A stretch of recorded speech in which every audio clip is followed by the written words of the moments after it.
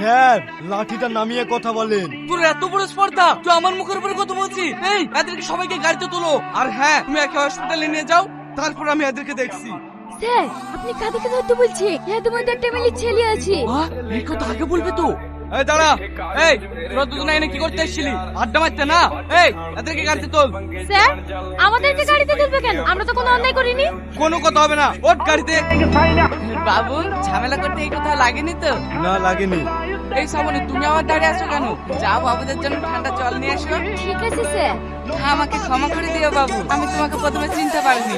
এই নিন জল। এটা কি হচ্ছে স্যার? ওরা আমাদেরকে মেরেছে আর আপনি ওদেরকে আদর করে জল খাওয়াচ্ছেন। তোমাকে জল দিয়ে নি বলি তোমার মাথা গরম হয়ে গেছে সুন্দরী। এই নাও মাথা ঠান্ডা করো।